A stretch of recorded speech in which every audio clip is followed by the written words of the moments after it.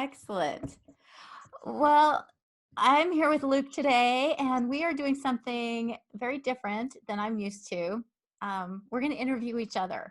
Luke reached out to me because Luke is transgender and was curious about how I could live as a woman after having had gender dysphoria as a child. And so we're going to talk about that. And Luke, is there anything else that you wanted to cover? That was my main question, but maybe something will pop up and it whatever happens, happens really. I haven't prepared that much for this. I kind of go with the flow, wherever the conversation goes. And sometimes I think that that works out better. And so I kind of, I'm going to address sort of your questions for me, but I think one of the biggest questions that I have for you after having watched the videos on your channel is sort of how you define what being a woman is. Because when I watch your channels, to me, it looks like you're just a gender nonconforming woman who really struggled to fit in, which is what happens to a lot of girls who are gender nonconforming. So that's kind of where I would like to explore. But if you want, first I can talk about my childhood gender dysphoria and my trans identity. That Okay, would, yeah, I don't mind. okay. So as a lot of people know, I developed a transgender identity after a sexual assault. And it was a pretty brutal sexual assault. There were two men, and my brother was with me, and one of the men actually held a knife up to my brother's penis and said if I didn't cooperate, they would cut it off. So it was like pretty darn brutal. But what happened sort of in my mind, I like was like, okay, I'm not going to fight anymore, because at the time I was like biting and screaming and trying to get away from them. And in my head, I just sort of like disappeared. Like it was almost like I could not be myself anymore. And after it was over, I decided I was not a girl anymore, that would never happen to me again. And that the best way to do that was just to be a boy. And especially because it was, and at the time I didn't realize how traumatic it was for my brother. At the time I thought, well, he didn't get hurt, so clearly it's safer being a boy. I realize now that it was incredibly traumatic for him. But, as, 5.5-year-old girl, to me, it was like, he didn't get hurt and I did. And I don't ever want that to happen again. And so I did everything I could to be a boy. I was aggressive. It was like I was trying to be, the most stereotypical boy I could be, because I just had such intense hatred for myself and my body. I became very self-abusive. I would take rocks and just pound my vagina because I was just had this like intense hatred for myself as a female. And um, I developed same-sex relationships because I wanted to have a girlfriend since I was a boy.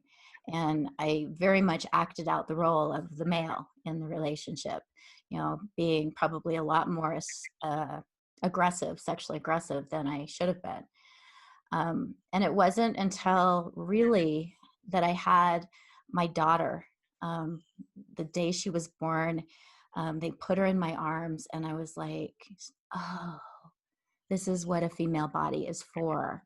And it was the first time that I ever really loved myself and loved my body, because I just had this instant connection with my daughter. I just, and I guess maybe probably most moms do, but I didn't. I went to the doctor when I was in high school and asked him to tie my tubes because I didn't like kids. I didn't want kids. That was the last thing in the world I wanted. And so, when I got married, my husband wanted kids. I was kind of like, fine, fine, I guess, fine.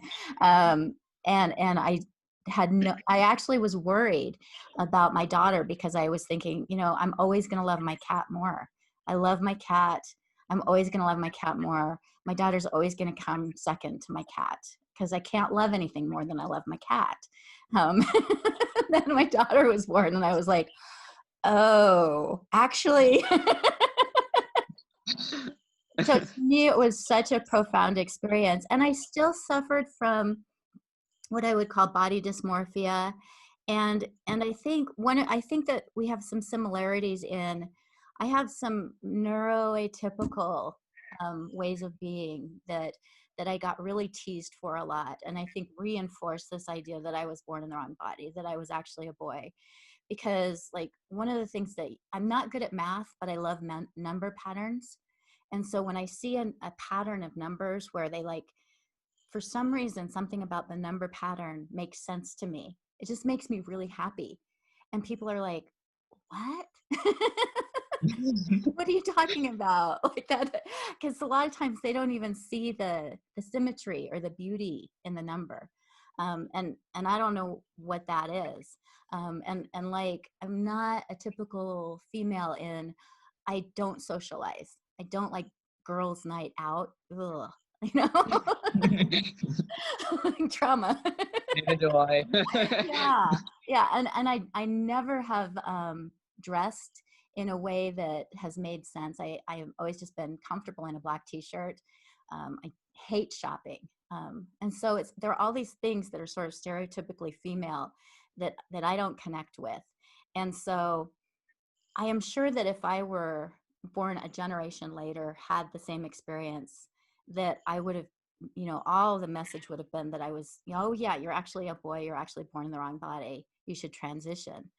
And so I think that's one of the reasons I'm so passionate about not medically transitioning people, because we could be as gender nonconforming as we want to be, and that's such a good role model for little kids to see adults who are gender nonconforming. But if we say you're gender nonconforming, therefore you're actually the opposite sex, then I feel like kids are going to grow up and be like, oh, there's something inherently wrong with me, I must be transgender. Does that make sense?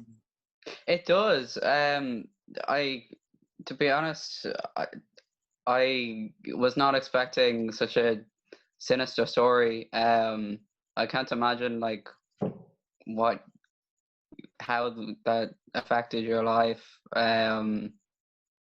Like I don't have words. But how did you actually before I ask that question, um, I suppose for me where I would how I experience it is I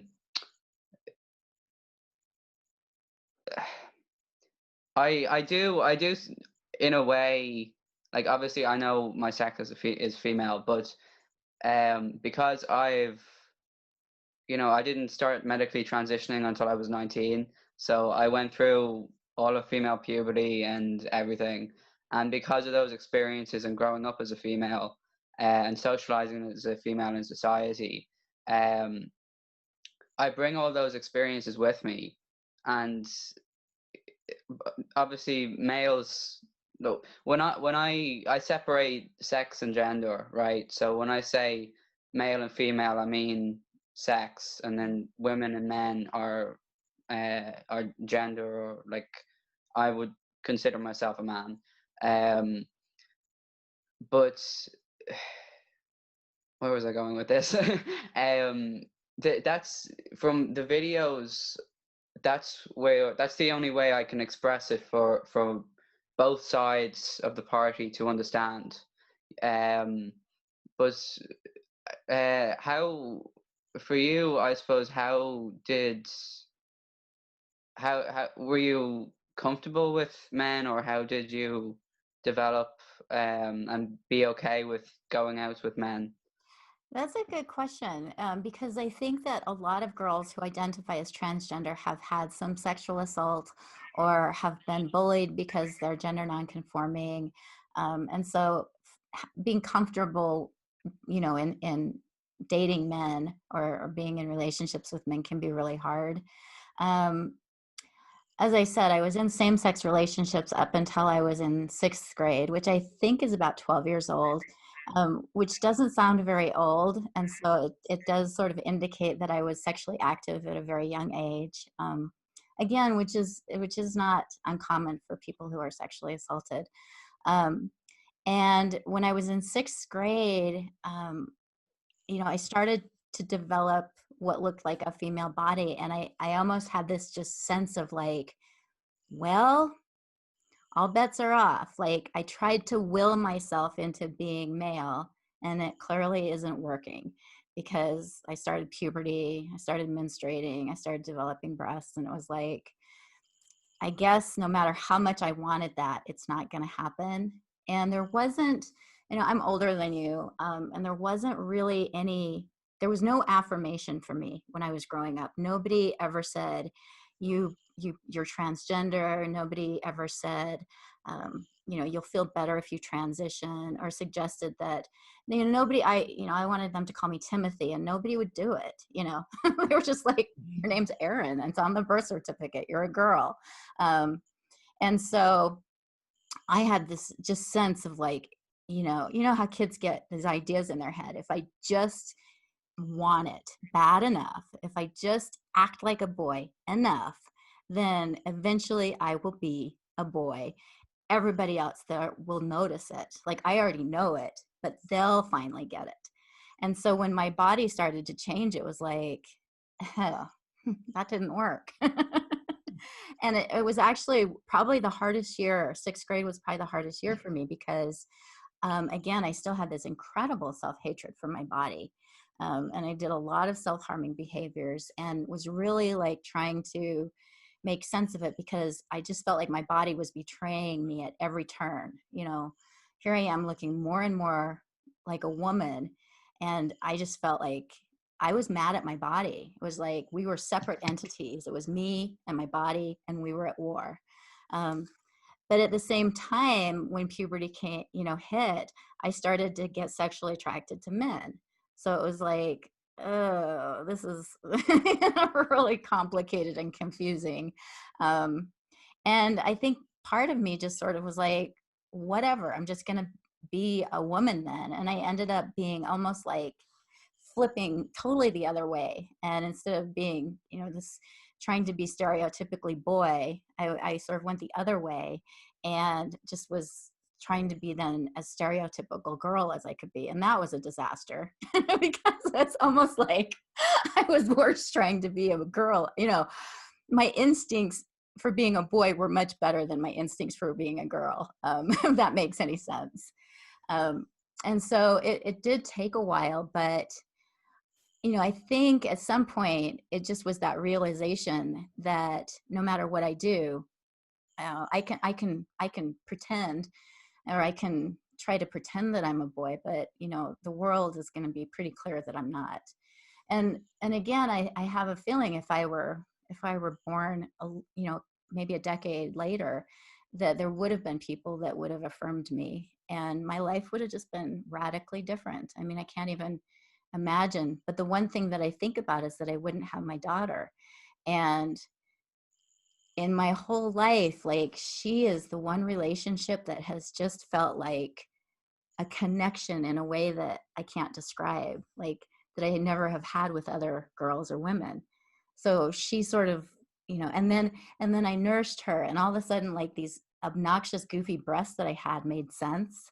I was like, oh, they actually are like functional here. They're not just for guys to like dog oogle at, they're actually a purpose. Yeah.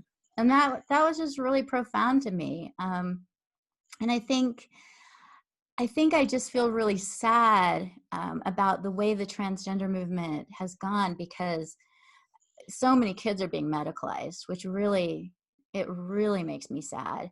And it also, like, in all honesty, Luke, it makes me sad that you think that you're a man when your appearance is that of a man, but that you're a woman.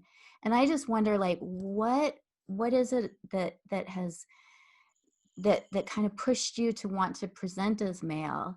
Because as you said, you grew up as a girl, you had girl experiences. It sounds like you were gender nonconforming and sort of neuroatypical, which I think can be really, really hard. I think it's actually harder for girls than it is for boys. I think, those of us who are on the autism spectrum or have, other mental health issues, I think girls are a lot less forgiving socially than boys are. And I don't know if that like was part of your experience? Uh, that last part, I, g- I've never, I haven't really thought about it if males or females are more forgiving. I think that's more of a personal thing. But like I suppose where I started was, you know from as far as back as I remember, my parents weren't very they weren't very pushy towards, you know everything's pink and everything's really stereotypical. And so, I had the awareness of, like, my mom, um as soon as I could dress myself, like, the dresses were gone or whatever, and then she put me in dungarees and dresses and, like, whatever. She didn't, it was very, my childhood, I would say, was very unisex. And um and like, when it came to, like, toys or anything like that, it was unisex, or it was boys, or same with the clothes. I With the clothes, I had that awareness of, okay, I'm female, but I always looked at the other guys in my class and I was like, well, I want to have short hair, I want to whatever, much like you, I'd say. And uh, I just said to myself, right, I can't do that because then I'll look like a boy. But I wanted to look like a boy, but I didn't think I was able to be a boy. Um, and for me, like, I'm aware that it's very interesting. I do look up at the statistics and things, and, like, I think it's really interesting that um, neurological and anyone who had trauma or whatever um, are more likely to be trans. That's not my case. I have neurological past. I would say, like yourself, my mom couldn't have any more children after me, and she went through a hell of a lot to have me. She has, like, medical issues herself, and our me coming into the world was extremely traumatic. Mm. And um, that it everything. I had delayed development. I didn't start speaking until I was about 3. I didn't start, like, picking things up until I was, like, 2 or 3 years old. And I didn't certainly start speaking fluently now as I am now until I was about 17. And that was quite difficult for me. I couldn't express myself in school, and expression for me was very, very difficult because of that. And like,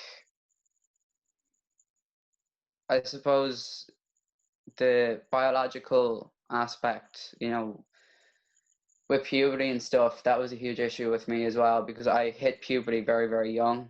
I hit puberty around 8, I'd say. And I I remember I didn't I tried not to wear bras and stuff, and I just put the baggy t-shirts on, which was really fucking difficult because I grew up over in Bahrain, so the heat was so bad. Um, but anyway, I remember fast forward a few years later. Unfortunately, my mum's friend or someone had breast cancer, and this was the first time I heard of this. And I just I found out anyway you could you could have your breast removed, and my mom didn't even know that I was doing this. And I just thought, oh my god, I had no exposure at all. my mom was very open, but she never knew what transgender was until I found out. And so I started Googling, and I was like, this is an option. So my whole plan was, when I'm 18, I'm going to change my name. I'll just dress in boys' clothes. No one will know. I'll just have top surgery, as I've done.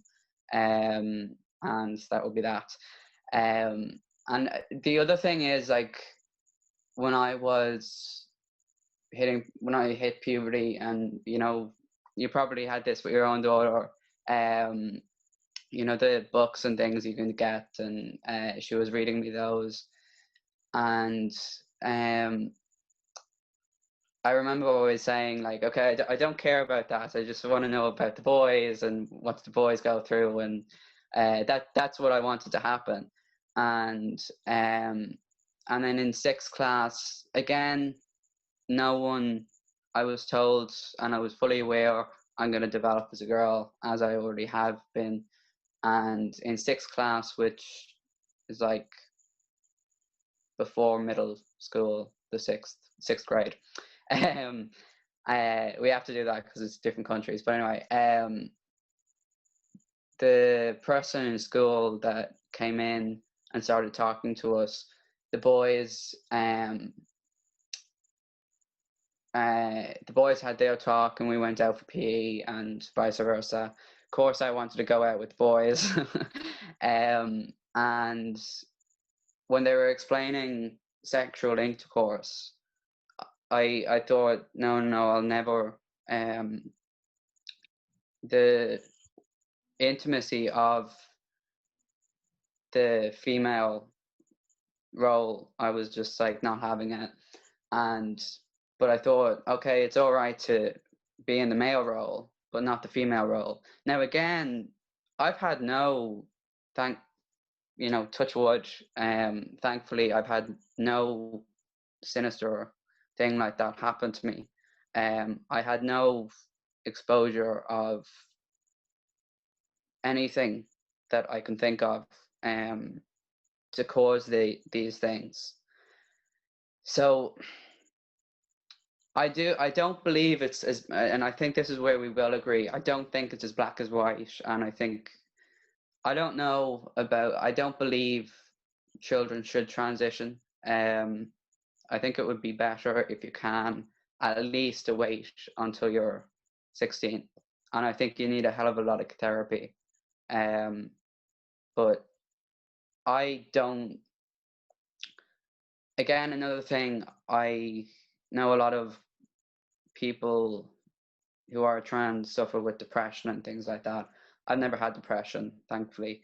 I have anxiety, but, well, I have bits of, I haven't been diagnosed, but I have anxiety. And I don't believe that, when I look back on my life, I don't believe I'd have the confidence to just go to the shops or hang out with friends or just do daily activities if I still was a female. And another big factor was like that with yourself. I don't know really if maybe you were or you weren't attracted to females. I was never attracted to men. I was always attracted to women. And so I came out as gay when I was 14, and my mom obviously knew about homosexuals and all this kind of stuff. But it was the transsexual she didn't know about.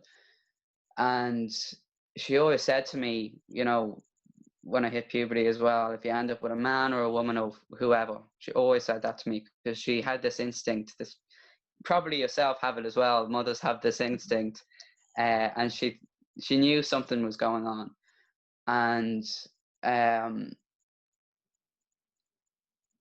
I never, and still to this day, I would never want to be a woman, even with another woman. Like, See, I just don't. yeah, I guess when I hear you talk, I think it sounds like if you hadn't medically transitioned, that you would be a butch lesbian. And I've talked to a lot of lesbians in the community that are just incredibly heartbroken that so many of their sisters who they would consider to be butch lesbians have decided to sort of reject themselves as women and say that they're actually men, heterosexual male. And so when I hear you talk, I think, you know, can you envision yourself as being a butch lesbian? Um, being with a woman, no. I mean, yeah, if I mean, you could argue. See, this is the thing.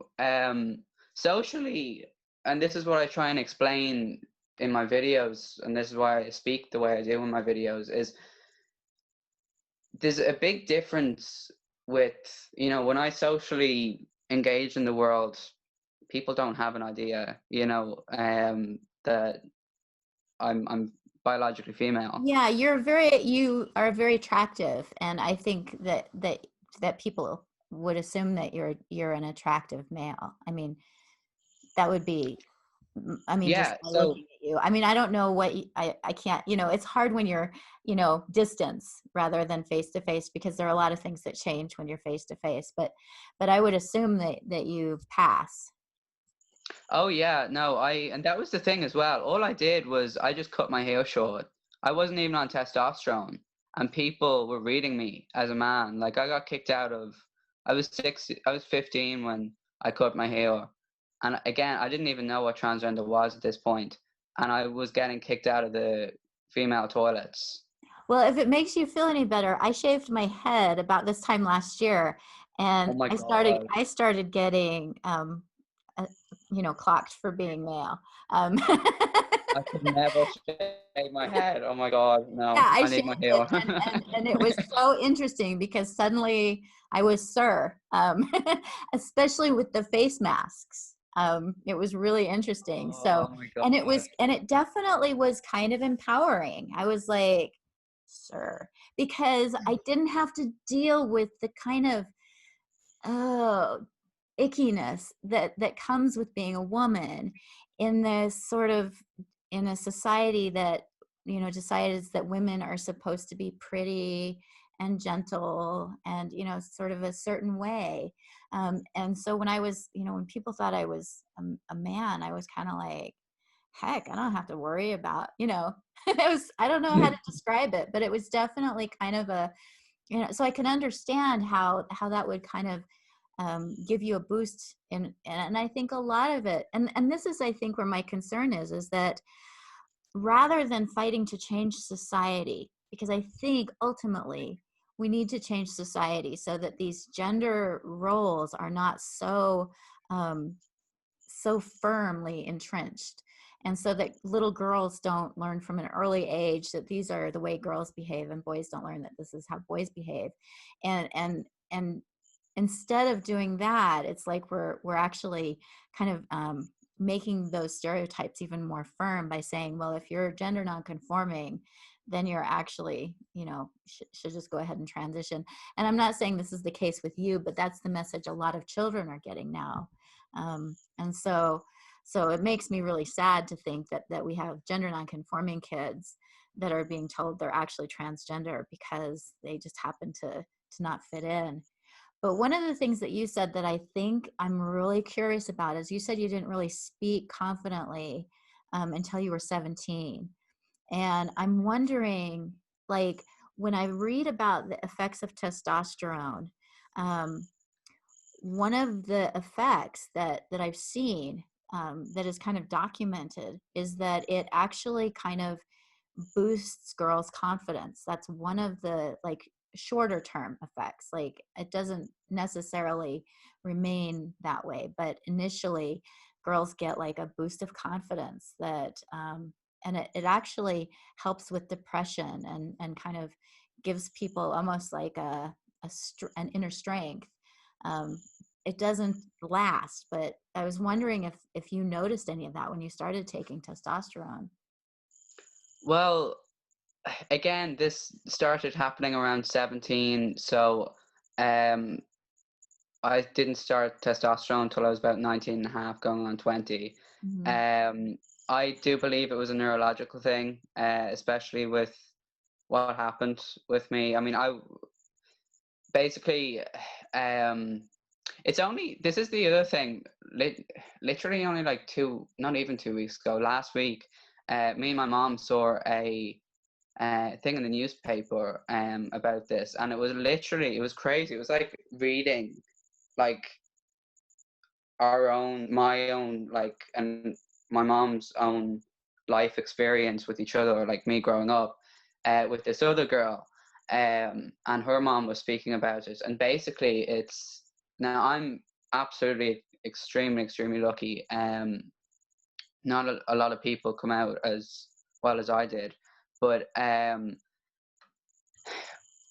my basically what happened was that I took a seizure as I was being born, and I had edema on the brain. I had liver failure. I had issues with my kidneys. I can't remember the name of it. It's like some kind of fluid on my lungs. I was in a really bad state, and the doctors were saying to my parents that I probably won't survive, or if I do, I probably won't be able to walk or talk. So like this was, you know, I I did ask that question myself, but uh, it the fact that this start, you know, I was progressing a lot. I was in um speech and language therapy from like age 4 to 18, and the fact I didn't start testosterone until I was like 19, and I still sometimes struggle to get words out, but not, you know, not as badly when I was in school. Um, so I don't see how that would affect it, since I didn't start till testosterone till later. But it is a factor. Like I did, you know, I did get a confidence boost when I found out what transgender was and that this was an option for me. Um, but the neurological speech development and things didn't really have an effect until, you know, and it still is getting better as I get older, thank God. Yeah, So you're really, I'm surprised, but I do know that, you know, adolescence does amazing things to kids, you know, who have, you know, there's so much hope. And that's one thing for parents who are watching. If you have kids who have some of these neurological issues, don't give up. I mean, I didn't start reading till I was in 6th grade. I was incredibly slow learner. I was the kid who, you know, was always in the like classes for those kids who are delayed. Just really, I just struggled. I didn't learn my multiplication tables. Well, I still really don't know them. neither do I. I don't think anyone does. Old. I use my fingers to count on, even like simple arithmetic. I use my fingers to count on. Um, and I really, what? Sorry, that was really interesting what happened to me. I found out this was a psychological thing, um, but I was absolutely atrocious at like really easy. I'm gonna keep saying primary school, like junior school, Hmm. maths, and then I hit. It would be like 7, 8th grade for you, and algebra and geometry came in, and it all started to make sense when the complicated stuff came in. And that turns out because I'm a logical thinker. Right. It was That, like until you had a practical use for it. yes. So But when I you're don't know if just, that's the same with you, but yeah, actually, I didn't do well in until I went to college, and I actually got my bachelor's degree somehow without taking any math at all, which is a long story, but it's a result of going to a super progressive school where I got to design my own curriculum. And then I wanted to go to graduate school, but I didn't have some of the prerequisites. So I went to a community college, and all of a sudden math was like, wow, like, I mean, I was like, this is awesome, you know, and I got it. And I still really suck at like adding, subtracting, division, you know, the basic stuff. But my math teacher actually was encouraging me to go on and become a math teacher because I was, you know, I was really good at it. And I'm like, I can't be a math teacher when I don't know my multiplication tables. Like, and the same thing with spelling. I actually ended up going to graduate school to teach English, and I realized that I can't spell either. So like the students don't respect a teacher who's teaching English who can't spell, even if they are the most amazing teacher and can teach you to write really well. If you misspell something, they're just like, huh? What is she doing? But when you talk about your childhood, it seems like it was it must have been really difficult to be having speech difficulties, these neurological difficulties. I know in one of the videos you said you went to a special school to you know, to help you with your neurological issues. And that must have been, I mean, that's kind of, again, I think boys who are struggling with issues get teased, but I don't know that they get teased as much as girls do. Well, I've never been, that's one thing as well. My parents never, um, they had the option to, and doctors were saying that I should go to a special school, but they never put me into a special school. I think what you're thinking of is, there's a particular program it's in Ireland. I think it might be in Europe. I'm not too sure. Anyway, we have it here in Ireland, and our leaving cert is our like final year, 2-year exams in, it would be 11th and 12th grade. You like sit your leaving cert exams. And then there's an extra program, and in my opinion, it's actually a lot more beneficial. I think everyone should do it because it's just real life. But it's called LCA, Leaving Cert Applied, and it's seen in school as, if you're doing this program, you know, you're stupid basically. Um, and so that's what I did. It's aimed at people who have neurological issues or disabilities or whatever. But it's a lot more to real life. It preps you for real life. So uh, instead of having the exams be, you know, 100% marks, they're actually only worth 15% of your actual whole grade, right? So we had to do, for each subject, like we had an interview that was like 10%, and this was, you do a project. So if it was cooking class or mathematics or English or science or whatever, you'd have a project, and we had lots of different subjects, but we actually did more subjects than the other the regular leaving cert.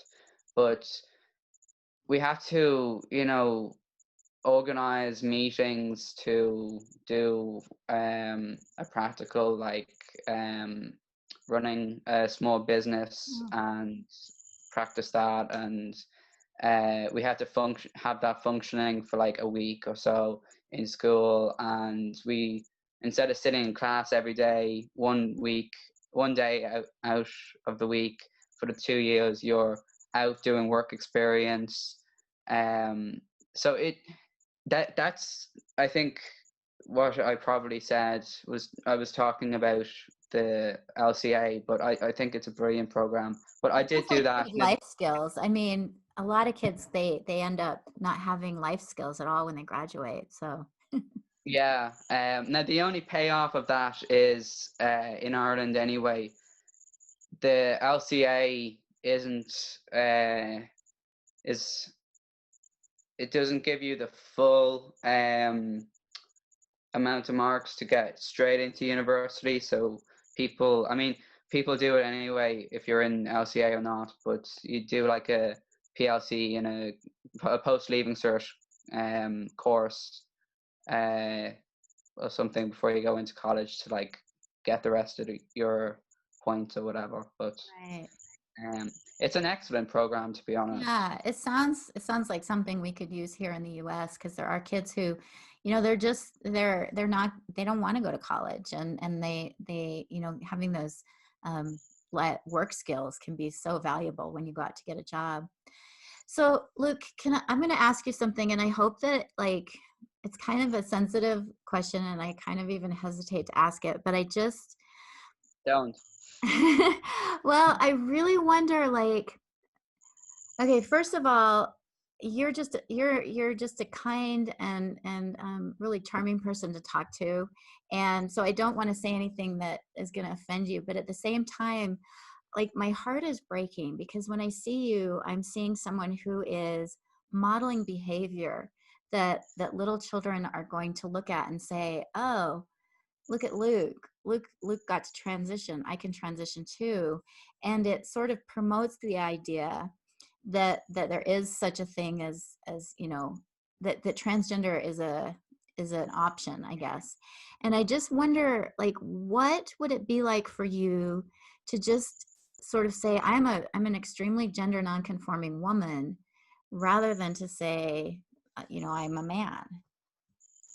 Yeah, well, like my first question back to you with regarding children is like, there's nothing that I am doing when children look at me in the streets and whatever, they just see a regular guy. They don't think, oh, the guy doesn't have breasts or whatever. They don't.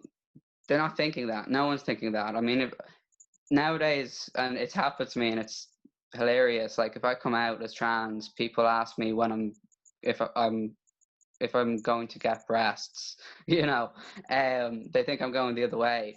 But secondly, yeah, like I I didn't know about this whole like non-binary thing until a few years later.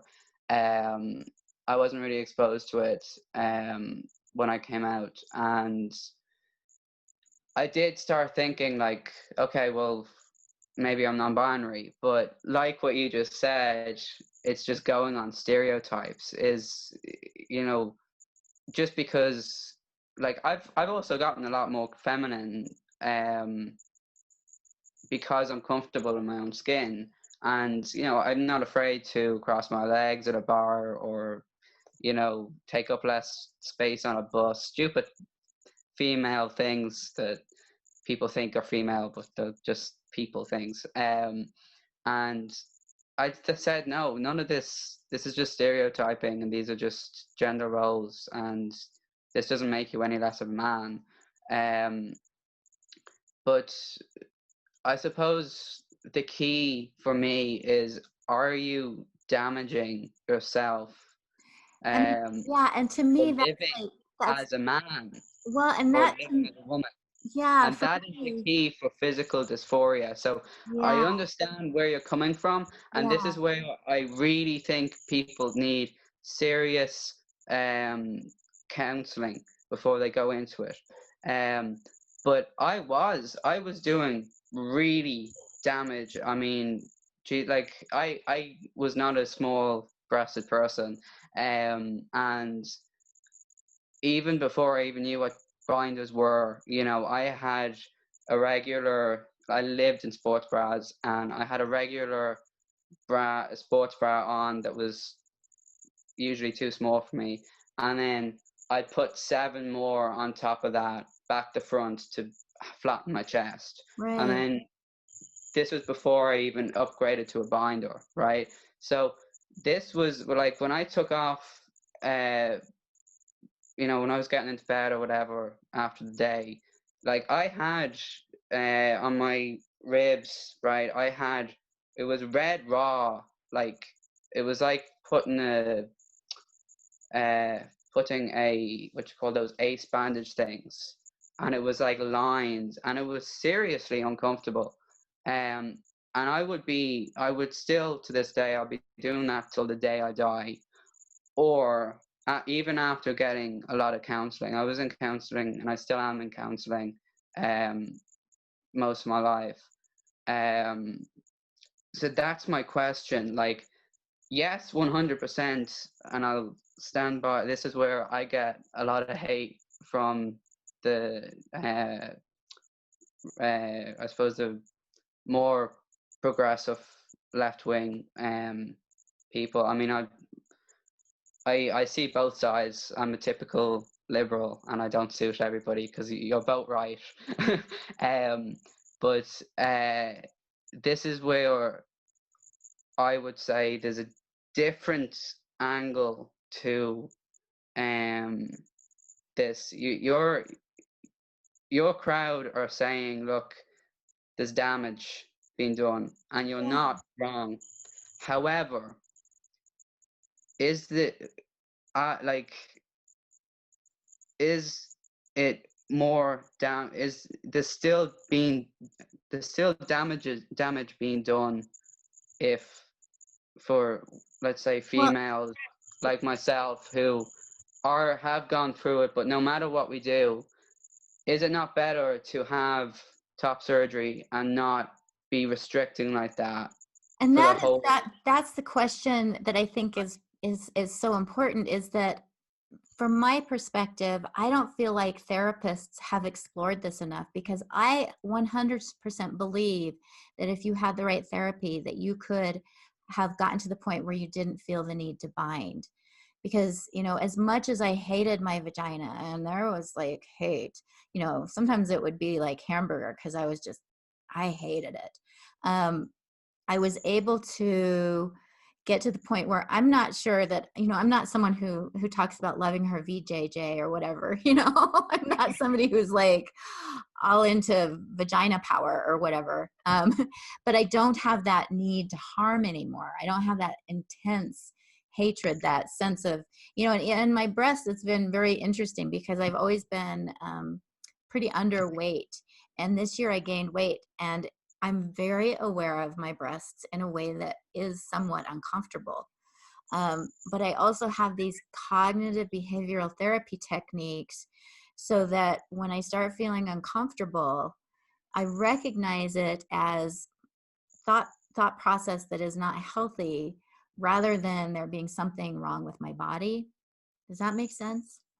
Yeah, that makes sense. Like, if you, like, I really believe, and that's part of my frustration, is that I feel like you're a victim of therapists who have not given it their all, who have given up on people. In essence, they've decided, rather than help people find techniques to help people live comfortably with who they are, that the solution is for people to change their bodies in rather significant ways.